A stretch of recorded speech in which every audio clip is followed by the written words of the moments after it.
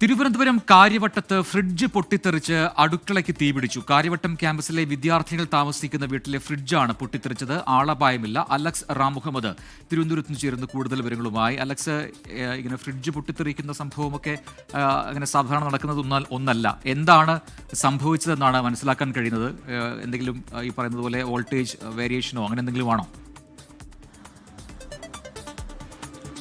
പ്രജൻ, ഇന്ന് ഉച്ചയ്ക്ക് 1 മണിയോടെയാണ് ഈ സംഭവം. പ്രജൻ സൂചിപ്പിച്ചതുപോലെ കാര്യവട്ടം ക്യാമ്പസിലെ വിദ്യാർത്ഥിനികൾ താമസിക്കുന്ന ഒരു വീട്ടിലാണ് ഈ സംഭവം നടന്നത്. ഹോസ്റ്റലായി പ്രവർത്തിക്കുന്ന വീടാണെന്നാണ് മനസ്സിലാക്കുന്നത്.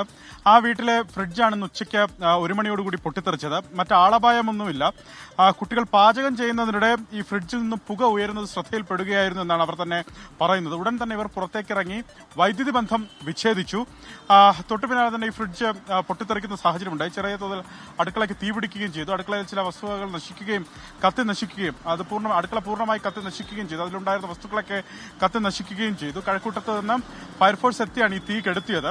ഒരുപക്ഷെ ഷോർട്ട് സർക്യൂട്ടോ അതല്ല എങ്കിൽ ഫ്രിഡ്ജിനുള്ളിൽ ഈ വൈദ്യുതി ബന്ധം തകരാറുമായത് ബന്ധപ്പെട്ട് എന്തെങ്കിലും കാരണമാകാം ഇത് പൊട്ടിത്തെറിക്കാൻ കാരണമെന്നാണ് പ്രാഥമിക നിഗമനം.